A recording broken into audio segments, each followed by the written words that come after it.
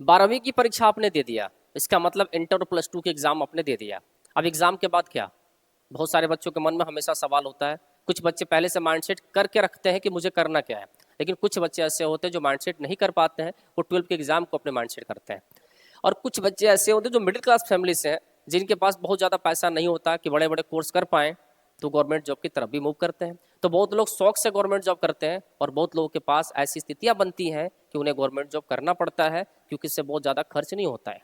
तो कोई बात नहीं भैया, किसी के पास 10 लाख रुपया खर्च करके एक प्राइवेट कंपनी में जॉब करेगा और आपके पास नहीं है, तो आप गवर्नमेंट जॉब करके उससे ज़्यादा कमा सकते हैं और उससे सुकून से ज़िंदगी जी सकते हैं। और ऐसे ही पता है कि जो गवर्नमेंट जॉब कर रहा है, जो प्राइवेट जॉब कर रहा है, ज़्यादा सुकून किस में है, वो तो जो कर रहा है वही बताएगा।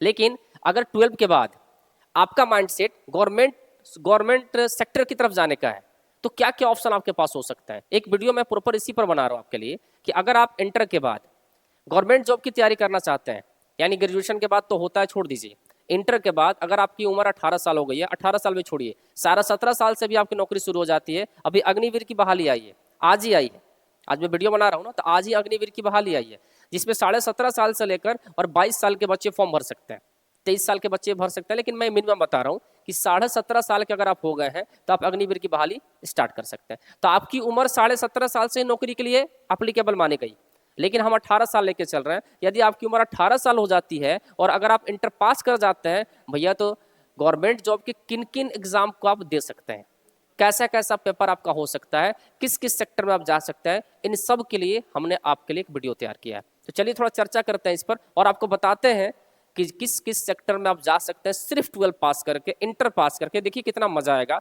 अगर आपने ढंग से पढ़ाई कर लिया तो 1 से 2 साल में आपकी नौकरी हो जाएगी। यानी अगर आपका उम्र 20 साल है और 20 साल में अगर आप कोई जॉब ले लेते हैं, तो सोचिए आपका जीवन कितना खूबसूरत हो जाएगा कि आप 20 साल 21 साल की उम्र में अगर आपके पास 50,000 की सैलरी बनती है, बन जाएगी, कोई दिक्कत नहीं 50,000 की सैलरी, क्योंकि 8वां वेतन आयोग लगने वाला आपको पता है, लग चुका है, अगले साल से मिलना भी शुरू हो जाएगा।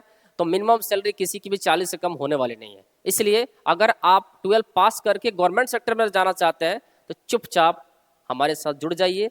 2 साल हमें दीजिए, मैक्सिमम 2 साल, ध्यान रखिए, मैक्सिमम कह रहा हूँ, मिनिमम नहीं। कोई बच्चा ऐसा भी होगा जो 1 साल में क्रैक कर जाएगा। हमारी मेहनत सबके लिए बराबर होगी, डिपेंड करता है कि आप मेहनत कितना करते हैं। तो 2 साल आप हमें दीजिए, हम 2 साल में आपको उस जगह पर जरूर पहुंचा देंगे जहां आप जाना चाहते हैं। ठीक है, तो कुछ डिटेल वीडियो है आपके लिए, चलिए उसको समझते हैं क्या है। तो देखिए, अगर आप 12 पास कर गए और आपकी उम्र 18 साल हो गई, तो भैया एसएससी आपके लिए रास्ता खोल देता है। एसएससी के साथ साथ रेलवे आपके लिए रास्ता खोल देता है और रेलवे के साथ साथ डिफेंस आपका रास्ता खोल देता है। क्लियर है? बैंक आपका रास्ता नहीं खोलेगा, क्योंकि बैंक कहता है कि भैया हमें थोड़े से मिच्योर्ड लोग चाहिए, क्योंकि वहाँ पैसों का लेन देन ज़्यादा करना होता है, पब्लिक डीलिंग ज़्यादा होती है, तो वहाँ जो हो ग्रेजुएशन से पहले नहीं लेगा। जो आप ग्रेजुएट हो जाएंगे तभी आप बैंक में एंट्री कर सकते हैं, उसके पहले ये नियम बदला 2011-12 के बाद बदला है। 2011-12 के पहले ये नियम नहीं था। उसके पहले क्लर्क लेवल की जॉब इंटर लेवल पर होती थी और पीओ लेवल की जॉब ग्रेजुएशन लेवल पर होती थी, लेकिन वो नियम 2012 से चेंज हो गया। तो छोड़िए, जो चेंज हो गया उसको छोड़िए, अभी तो हम 12 पास हैं, तो हमारे लिए क्या है, तो आपके लिए देखिए एमटीएस की बहाली है। अब आप कहेंगे सर एमटीएस क्या है, तो भैया एमटीएस का मतलब होता है मल्टीटास्किंग स्टाफ, यानी आप किसी भी डिपार्टमेंट जब जाएंगे, अच्छे अच्छे डिपार्टमेंट में आपकी नौकरी होती है। ध्यान रखिएगा, आपका आप जानते हैं कि ABCD ग्रुप की जो एग्जाम होते हैं भारत सरकार में, ए ग्रुप के सारे एग्जाम यूपीएससी कराता है, बाकी सारा एग्जाम जो होता है वो आपका एसएससी कराता है। एसएससी का मतलब होता है स्टाफ सिलेक्शन कमीशन, जो भारत सरकार के द्वारा अलग अलग डिपार्टमेंट में लोगों की भर्तियां कराने का जिम्मा इसके पास होता है।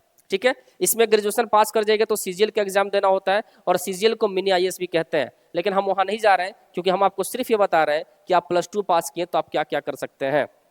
तो देखिए, एमटीएस का मतलब मैंने बता दिया, मल्टीटास्किंग का स्टाफ होता है, जो 10th लेवल पर ही होता है, लेकिन अब तो 12 पास कर गए तो भर सकते हैं। CHSL होता है, इसको भी भर सकते हैं। उसके बाद स्टेनोग्राफर होता है, इसको भी भर सकते हैं। और सिलेक्शन पोस्ट होता है, यानी 4 वैकेंसियां एसएससी की सिर्फ और सिर्फ 12 पास पर आप भर सकते हैं। और ध्यान रखिएगा, ये सारी वैकेंसियों के लिए अलग अलग नहीं पढ़ना है, maths, reasoning, GK, GS, English पढ़ रहे हैं, काफी आपका सारा काम चल जाएगा। क्लियर है? यानी इसको पास करने के लिए math, reasoning, English, GK, GS और करंट अफेयर्स, अगर इतनी तैयारी आपके पास है तो आप एसएससी का कोई एग्जाम आराम से निकाल सकते हैं। क्लियर है? अब आते हैं कि सर रेलवे क्या करता है हमारे लिए। अब हमारे बिहार के बच्चों के लिए कुछ ज्यादा दिक्कत है।